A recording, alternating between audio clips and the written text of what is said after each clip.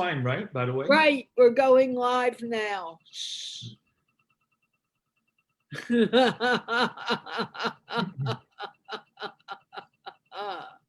Good afternoon, good evening, good morning, wherever you are in the world watching this. This is Carla of Rehan Allahwala's World of Connections.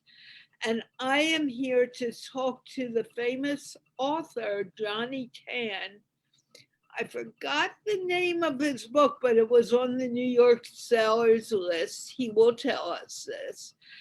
And he lives in Dallas, Texas. And we're going to find find out about him, his life, his work, his passions. And I want to remind you that this show, like all of my shows, is sponsored by the Institute of Peace, which is an online organization promoting peace, one conversation at a time. Johnny, can you introduce yourself and tell us, where were you born? Where are you now? Whatever you want to say. Well, thank you very much. I really appreciate the opportunity to share my story with you and your fans today. As a matter of fact, Carla, you're doing a fantastic job. I really like the theme of Institute of Peace. And in the end, that's what it's all about. We're here to really understand each other and learn from each other and have a sense of appreciation for everything that the world has to offer. So to get started, I guess, to tell a little bit about myself, like Carla had mentioned, my name is Johnny Tan. I'm originally from Malacca, Malaysia. I came to the United States when I was 18 years old to go to college at Louisiana State University. And my father died a year later during my sophomore year, and that sort of changed the trajectory of my life. And basically, I ended up living in the United States for about 15 years before I went home for the first time to visit my family. But during that course of time, obviously, I started working and had the opportunity to have my mom, my Malaysian mom, visited me 8 years later, so to speak. And during this time, over the course of years, I actually met 8 other wonderful women in the United States that became my surrogate moms. So my book that came out in 2009 was won 5 different awards and was a bestseller on Amazon in 3 different categories. The title of the book is From My Mama's Kitchen, Food for the Soul, Recipes for Living. It's about my relationship with my 9 wonderful moms, and it's about their motherly wisdom. Things that mom wants to tell us and we don't want to hear about it. How's that? That sounds great. You said you're 8 moms? 9 moms total. No, well, explain that to me. Okay.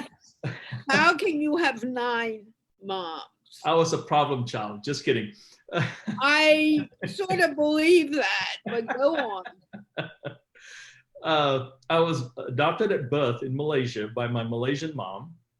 So I've spent the first 18 years of my life with her.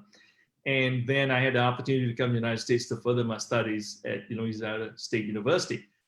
And when I came to the United States, like I mentioned before, my father in Malaysia passed away a year later. So that sort of changed the trajectory of my life, basically, because everyone has this big dream about, hey, this is what you're going to do, and so forth. But with his death, it created a financial crisis just about overnight for my family, my mom, my sister, and myself. So that changes the dynamics of what I needed to do. And so I sort of like had to support myself and kind of in some ways became the breadwinner of the family in the sense that, needing to provide for my family back home in Malaysia. So to fast track that a little bit, so while I was here in the United States at 18, I obviously had through the concept of what you call it, host family and so forth, that's provided by Louisiana State University. So I had a host family. So my Southern Belle mom is basically my first mom of the eighth mom. and and interestingly enough, while I was on the plane flying from Malaysia uh, to Dallas, I met my foster father in Seoul, Korea.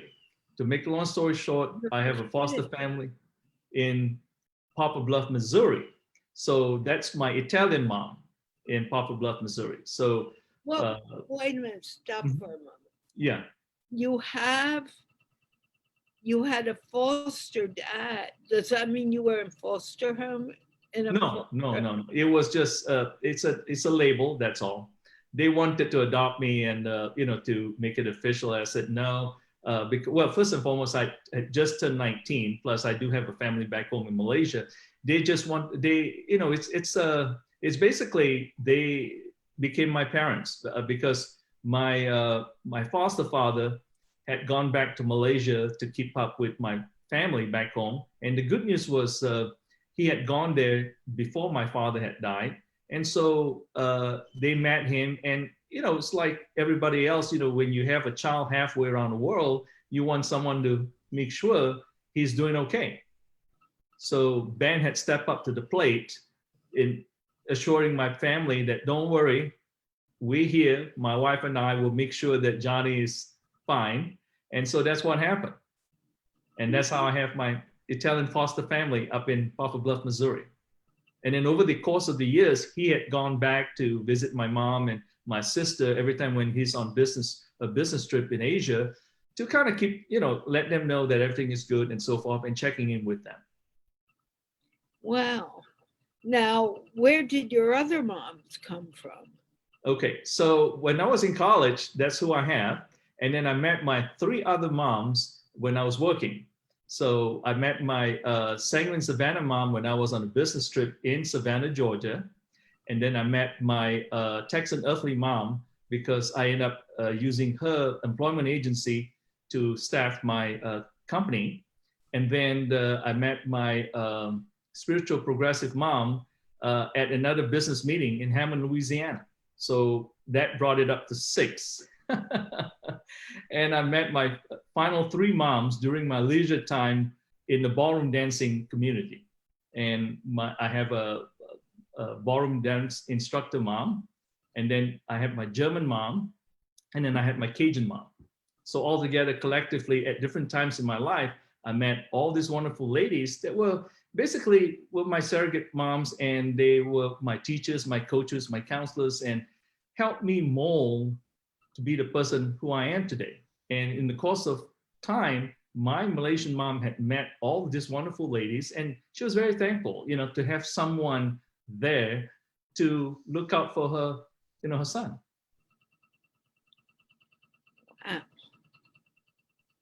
I mean, that's quite a few moms. Yes. Are they all still living? And 3 of them still do. The other 6 have since passed on.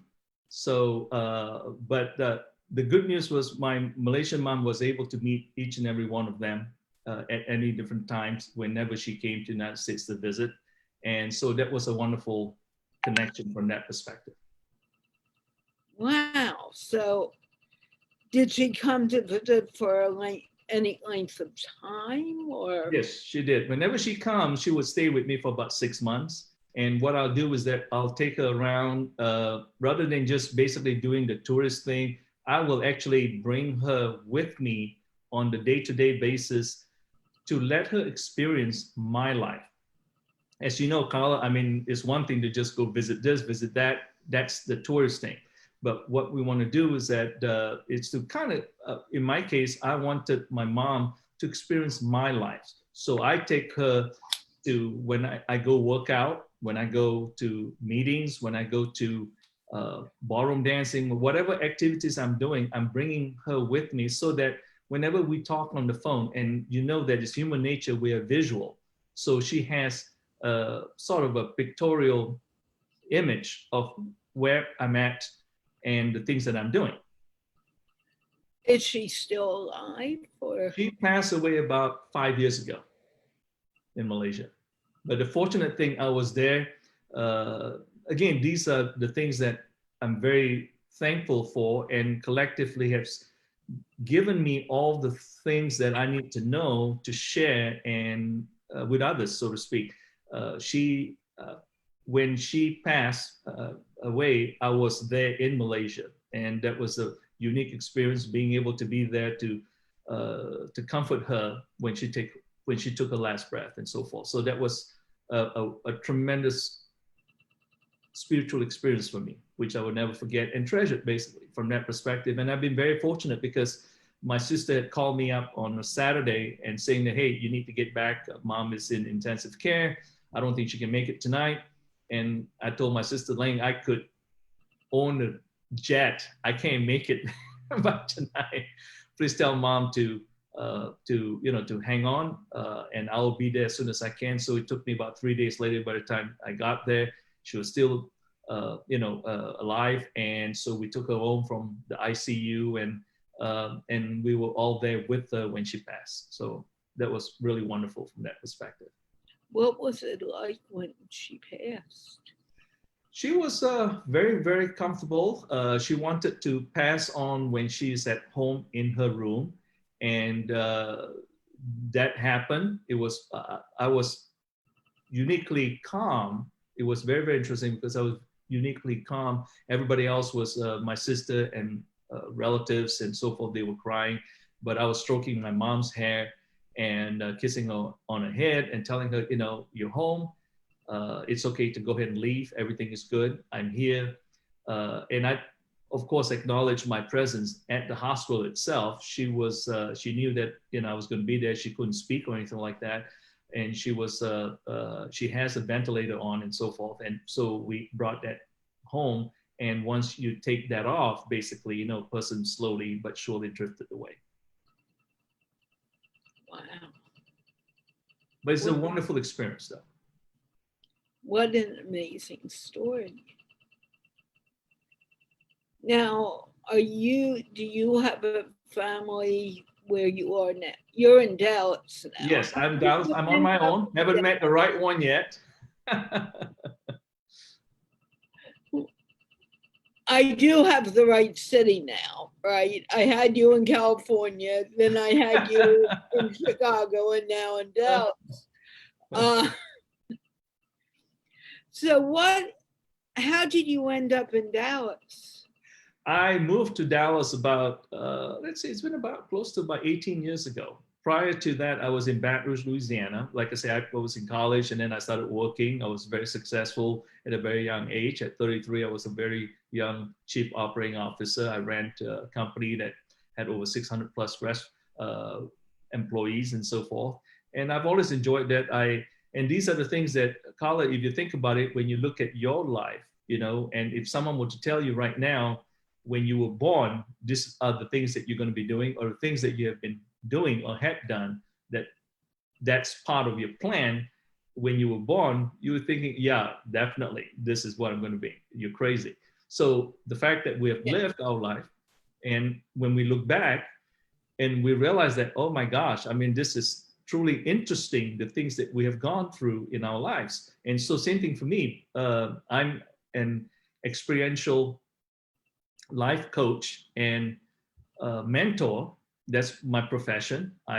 For entrepreneurs, executives, and anyone who is looking to transform themselves, to be in their genius zone, to experience that joy of living, and to really have an understanding about what life is all about, and enjoying every minute of it from that perspective. And so, having said that, when I look back in my life, I've always been in the teaching mode. I've always been in the coaching mode. I've been in leadership roles. So this is my natural innate talent, so to speak, and helping people to be in their genius zone.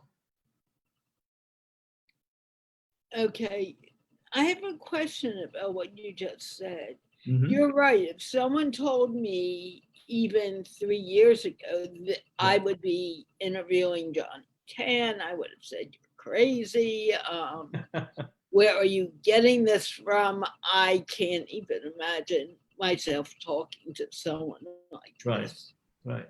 And now I look at what I'm doing, and I'm in the East. Do you think that somewhere many, many years ago, when we were first born, Yeah. there was a plan for our lives and we just didn't know it? To answer that question, there's two parts, yes and no. The yes part is from the standpoint, if you believe from the spiritual standpoint of view that you're here for purpose, right? Why am I here? That's that self-awareness. And then that opens up a huge area that we can talk about. And the no, in the sense that that's critical also, because if everything has been predestined, then what the heck are we doing right now talking? You see, because it's no point. We do have free will. We do go with the flow of life. There's a rhythm to it, right? So going back to the yes part is that we are born with special innate talents. Your talent is your ability to connect with people, to teach. You have taught for a very long time. You enjoy that. That is you, when you are in that zone, Carla, if you think about it very carefully, every time when you're in that moment, it's like nothing else matters. Time flies. The old cliche, so to speak, correct? You're in that wonderful zone. Your vibration, people can feel your energy around you. You're at your best. And that's where you're at right now, because you're exuding that energy. You love what you're doing.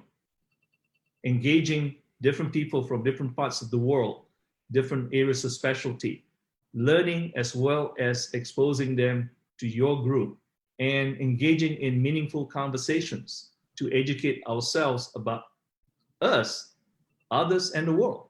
And that's what you're going through that process right now. So was this predetermined, and yet I didn't know I would be going this route? I think it reveals itself over the years. You know, it's like you got to take the first step, right? When you take the first step, then another step comes forward. It's like driving a car. I mean, you can only see as far as your eyes can see. And then you got to get to a point where, you know, you can't see it. And obviously, you know, the vision continues to grow, right? So this is what it is. So you cannot be puzzled from the standpoint of, you know, don't worry about what's going to happen tomorrow.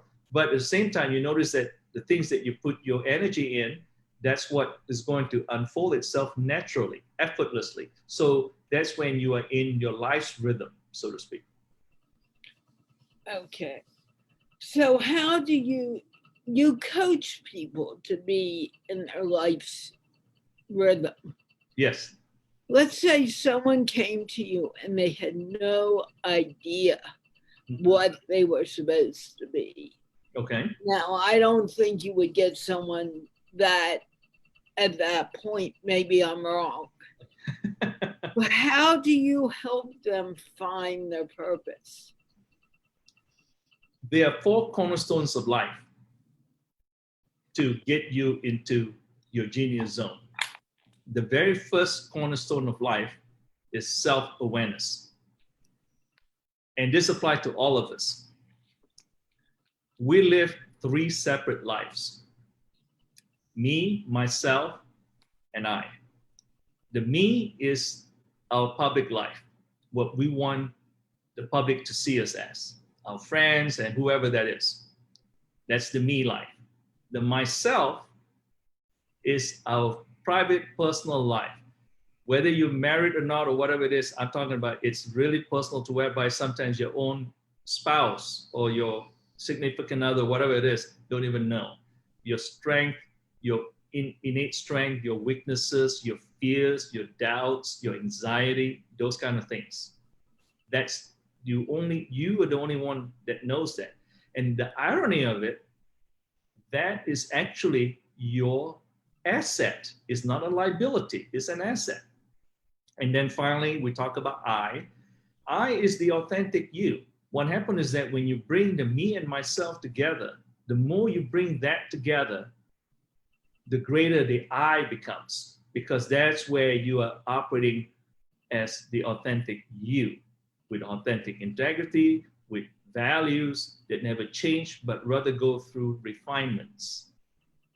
That's where you're bold enough to take it, hey, this is who I am. You've heard the term of, while he or she wears his feelings or her feelings or whatever that is on their sleeves, that's being authentic. And,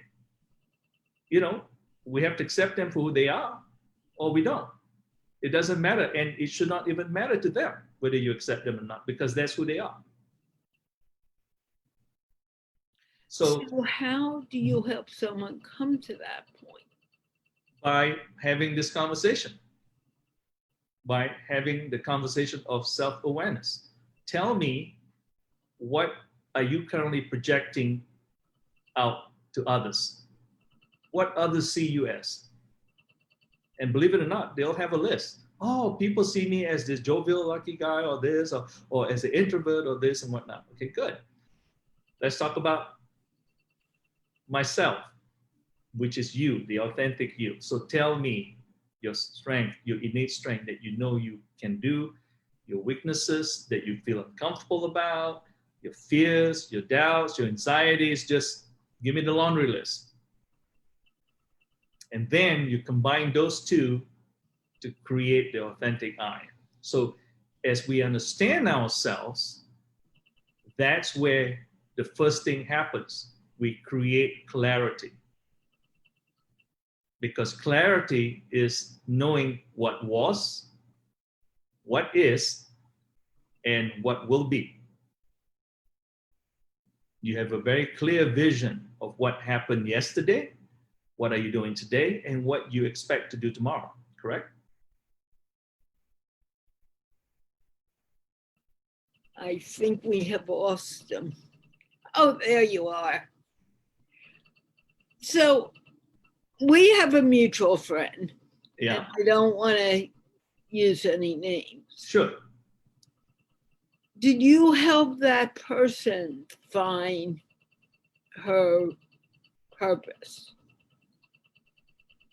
That's a very, general statement. So I really can't We answer need that. to be really general because I don't want to. Certainly.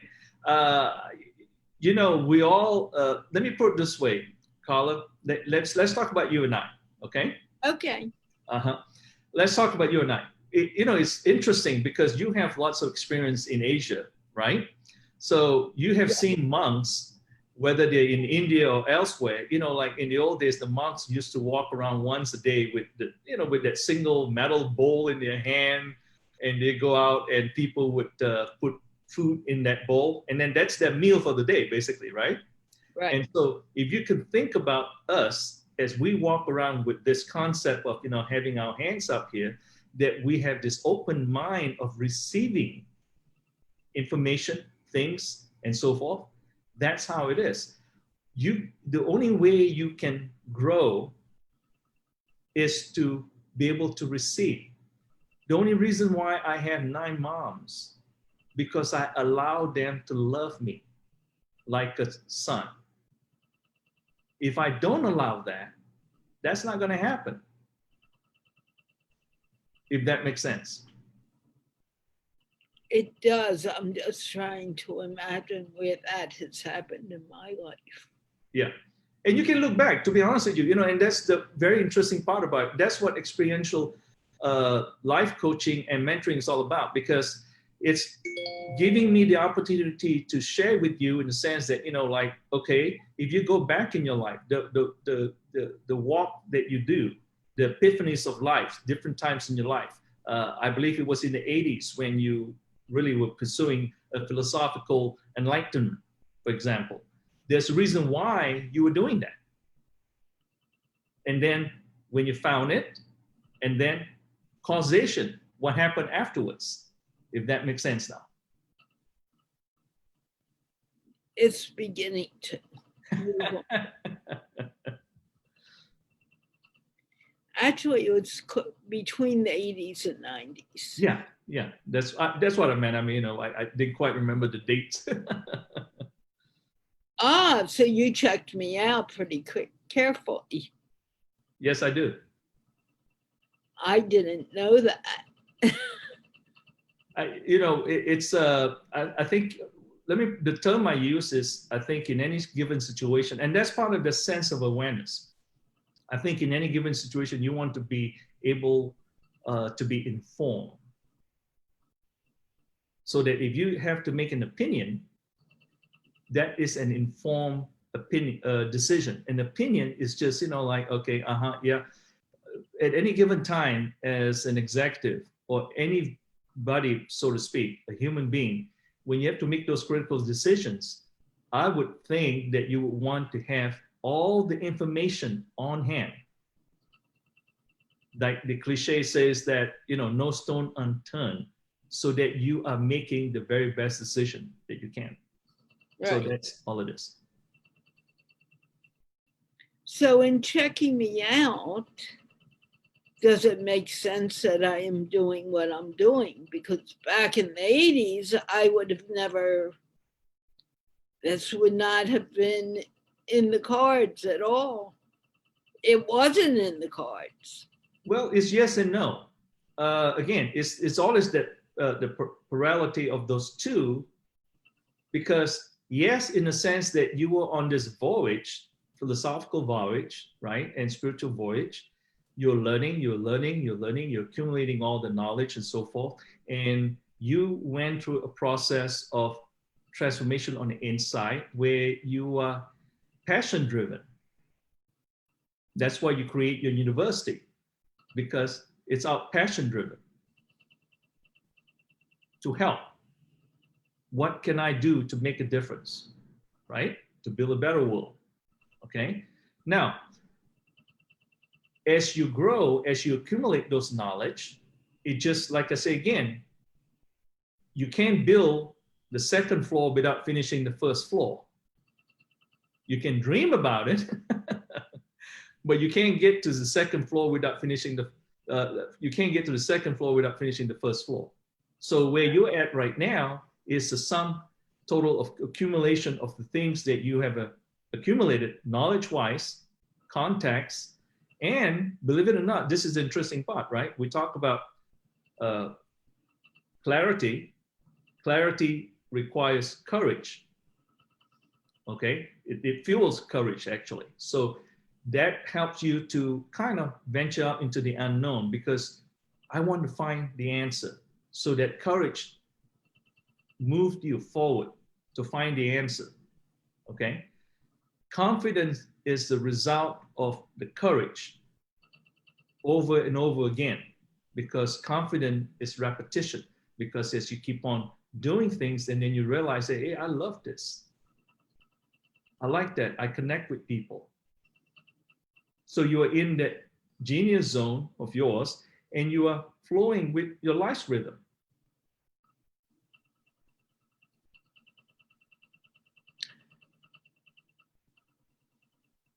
Very interesting.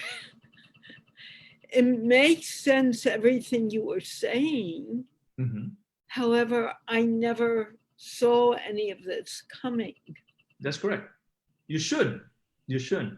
All kind of, it was like a river, and I kind of flowed down the river and brought me to the spot I am now. That's correct. That's correct. And that's what life is all about, though. I mean, you can chart a certain way, but there are a lot of things you have no control about. You can only control yourself. You are the circle of influence of yourself, okay? The rest around you, your neighbor, your neighborhood, and to expand even further than that, those are all your circle of concerns, because you have really no control. The only person that you can control is yourself. And that brings us to the second, cornerstone of life, which is self-understanding. Okay, so what is self-understanding? Self-understanding, you're a person that have lived, and I say this respectfully because you have tasted a lot of salt of life because of your age, and you have traveled extensively, and you met people. Okay, and when you look back, when you see things, if you recall people, this will make sense. There are three fundamental desires of all humans, regardless of where they live, what age group they're in, what ethnicity, gender, and so forth. The three fundamental desires are they want to be happy, they want to be blessed, and they want to have an abundant life. Now, to each their own, okay? Happiness, however, is in the moment. You know, right now, I'm happy, you're happy. Yeah. Now, after the show, do we still have that energy of joy in us? I don't know. You see what I'm saying? So to sustain the energy of joy is when you know everything that you do are well within that comfort zone. You can feel that energy that you're maintaining, if that makes sense. So that's the difference.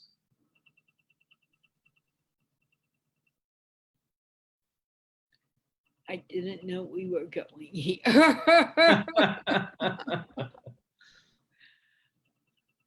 So if this is the energy and this is where it's taking me, why does it seem so mysterious at times? Why does it seem mysterious? Yeah. It seems like I don't know where I'm going. I didn't know this conversation would go the way it is. Right. Right. We don't. We do and we don't. Like I say again, that's the two sides of the coin, so to speak, because we do because we're interested in finding out and learning about ourselves and others. We don't know where it's going to go because it just depends on what, you know, we don't know what tomorrow is, because this is the interesting part. We know what yesterday is. So history is a classroom for lessons learned. Today is very, very important because we've got to live in the moment right now, and we're in the moment, and that's what happiness is all about. It's the consciousness of here in the being in the present moment. But this is the interesting part. What we do today creates tomorrow. So for you to say that I don't know what tomorrow is, it's not necessarily quite true, because you have some form of an idea of what you're going to be doing tomorrow because of your actions today and your thoughts that you have for today. Okay. But I don't know how tomorrow is going to move me on to... When you get to tomorrow, then tomorrow will chart the day after. You see, what's interesting about it is that, you know, we always know, this is a word bender here, so to speak, okay? We always know that we need today to create tomorrow, right? We know that, right? However, we forget that today was, that we're in here today was tomorrow for yesterday. If that makes sense, okay? Today was tomorrow for yesterday, because you know you're going to be talking to me today, yesterday, which happened to be tomorrow I'll be talking to Johnny.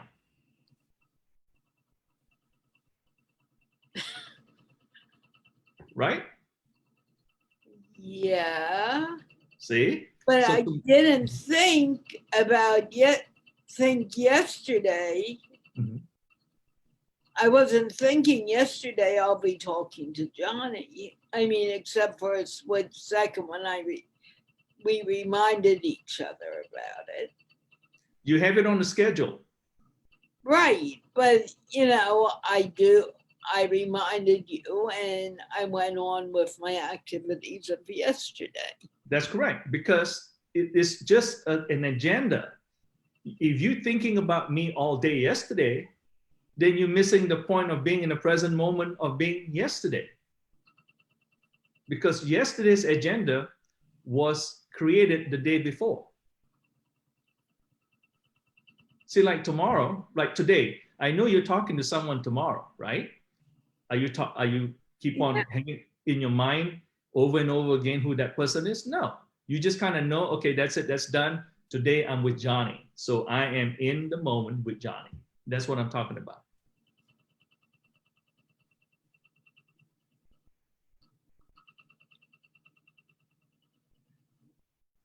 Do people generally get this quicker than I'm getting it? No, you're getting it. I mean, it's not normal people getting it more than not. You are getting it because you're understanding it. It's little.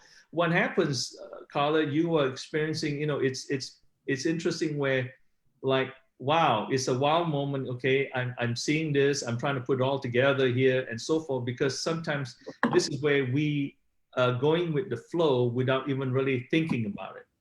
For example, to give you an example would be just think about it. Okay, your house.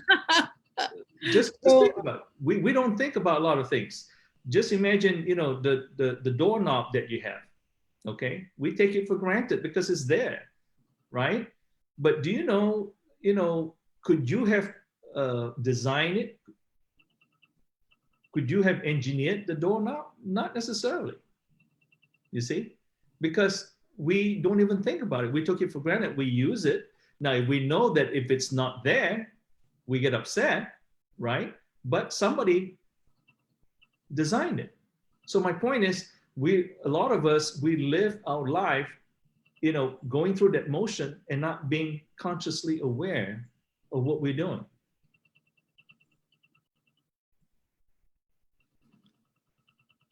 So are you telling me I'm becoming more conscious of what Yes, I'm ma'am. doing? Yes, ma'am. Although I may not be totally aware of what. Precisely. Yes. Mm-hmm.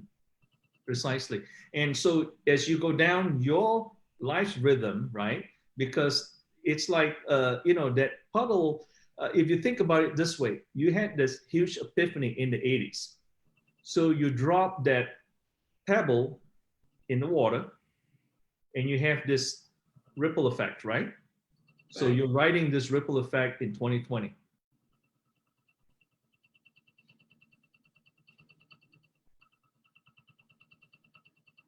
So our lives really are predestined. Not really. We don't know that. Right. And we keep on living it. Yeah. I mean, it's not necessarily predestined because predestined is absolute. That's why we do have free will. So if you don't, just imagine, okay, had you not had the courage, right? Oh my God, are you kidding me? I'm going to go on this Zoom thing or whatever it is on my computer and start talking to people that God knows who. Then it's not going to happen. Now, it may be delayed, right? Or it may never eventually happen at all. Because what happens is that we all operate within our comfort zone. We all have our upper and lower limits. Yeah. So if we're not willing to stretch that limit a little bit, for lack of a better term, hey, live a little and be a little elastic about that, right? Then that's it. My mom would put it this way, okay? You got to get out of the coconut shell a little bit, Go out and check the world out a little bit.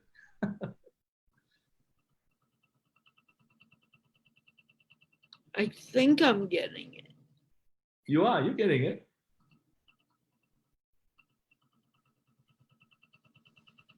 My gosh, I had no idea I'd be having this conversation tonight. You're the host.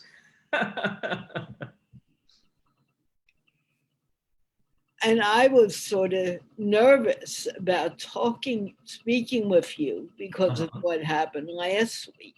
And I thought, oh, I've already screwed it up. He thinks I'm a screwball. I'm just an airhead blonde.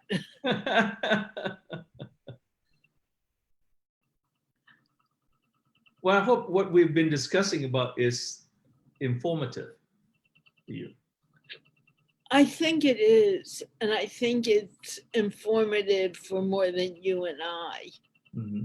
Although it's been between you and I. Mm-hmm. What I love most about working with Rehan is that these conversations are between you and me.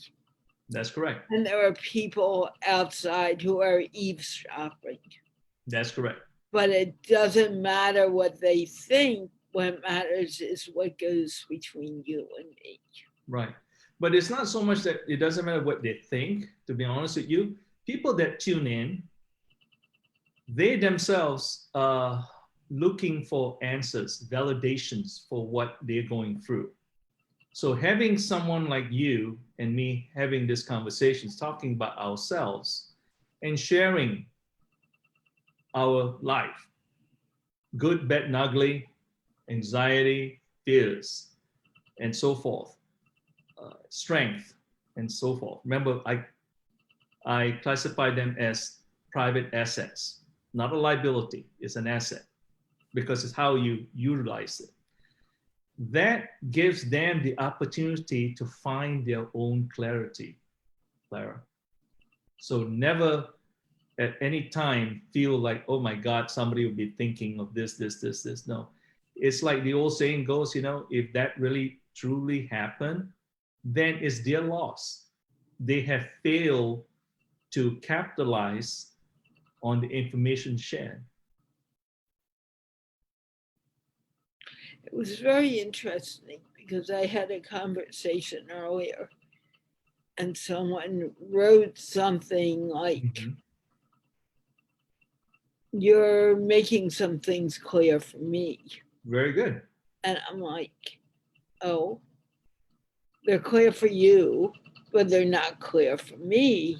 But thank you, you know. That's what my job is. I enjoy that. And just that moment in time, you know, you feeling that joy, you feeling that moment, or aha, or whichever way you want to call it. Well, you remember how we started this conversation? I said, you probably see me as a near-head blonde, but I'm going to do this anyway. Yeah. And you laughed and you said, no, we'll have fun. Yeah. And I was like, oh, I feel very blonde right now. And the truth is, I learned a lot by talking. Very good. I'm not sure what I learned, but I know that a lot went into my brain as you were talking. And I'm still digesting. And it's not going to be, you know, the thing about it is not like eating a pound cake or eating a piece of steak or something like that. It is, and it's not, again, like I say, it's about the experience that one goes through. And you are digesting it in the sense that the things that you have experienced in life, when you go back in introspection, you realize that, wow, it makes sense now, you see? And that's why I categorize, you know, the past is, or history in this case, right, is a classroom for lessons learned. What have I learned from it? And how do I go forward from here? Where do I want to go forward from here? And so when you ask yourself, you know, what have I learned and how do I want to go forward from here? That brings you to the to the third and the fourth cornerstone of life. The third cornerstone of life is self-acceptance. And self-acceptance is critical because a lot of people feel inadequate. You shouldn't.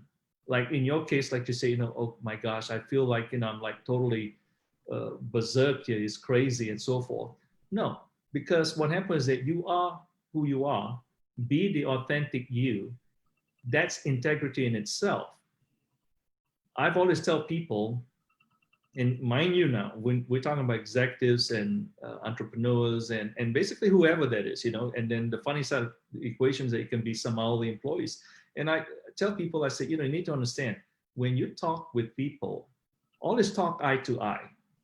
Never talk up, never talk down.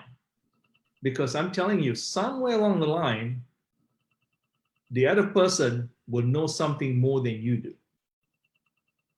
You're not an expert in everything. And that changes the dynamics. And under self-acceptance, we know that inevitably in living life, you're going to have pivotal moments in your life. So how do you recover from that? How do you move from that standpoint of view? What lessons needed to be learned? So those are the questions you got to ask yourself. You know, what lessons have I just learned from going through this experience? And that is where faith comes into the picture. But faith, interestingly enough, faith is not the future. Faith is actually past. Faith is the past. It's looking back. Because what happens is that when someone tells you to have faith, you look back and say, remember the last time you did this, you encountered this, and you did that, you kind of, remember, courage got you to go ahead and do it, and you end up succeeding. That's faith.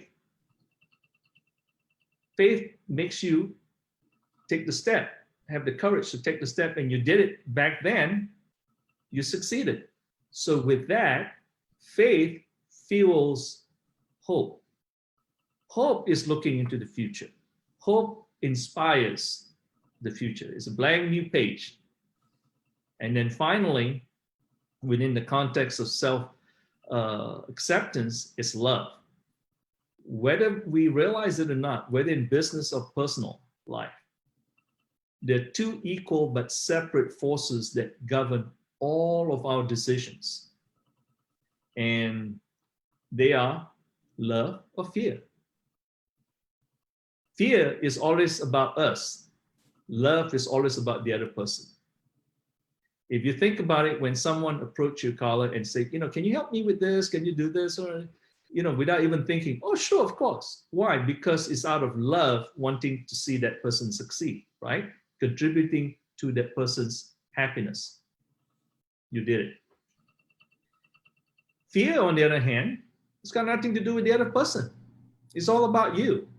Oh my God, can I do this? Can I do that? Oh no, I should do. Even a child may come up to you and say, hey Carla, I'm going to jump off this little chair right here. And you said, no, the kid does not have any fear.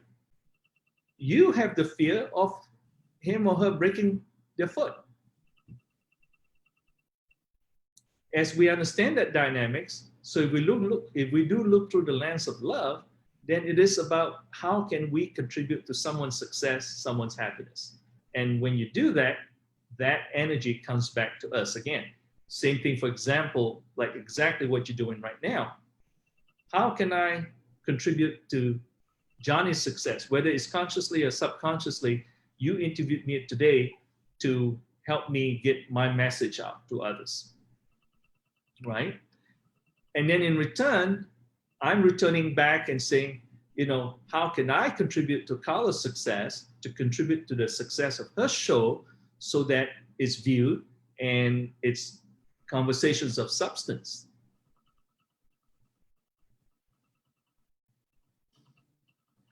Thank you.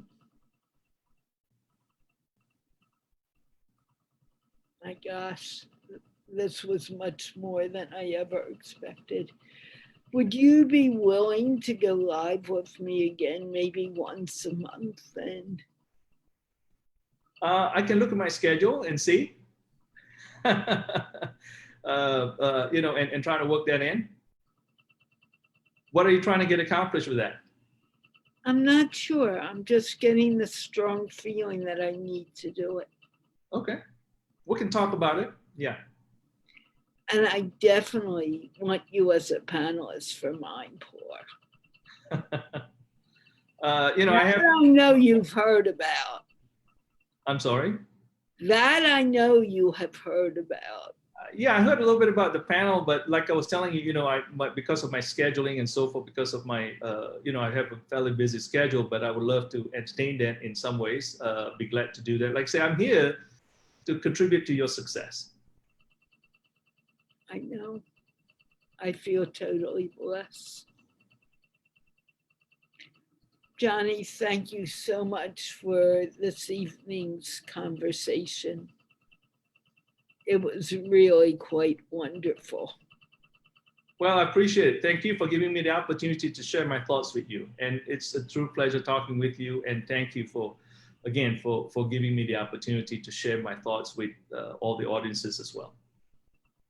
And I hope, I really pray that you will come back and speak again.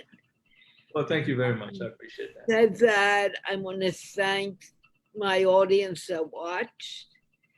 And I want to thank those who just watched and maybe learned something, whatever it should have been, because we all have learned something from everyone who crosses our path. That's true. And with that, I want to remind you the Institute of Peace has sponsored this conversation. And thank you, Institute of Peace. And with that, we're going to wave goodbye.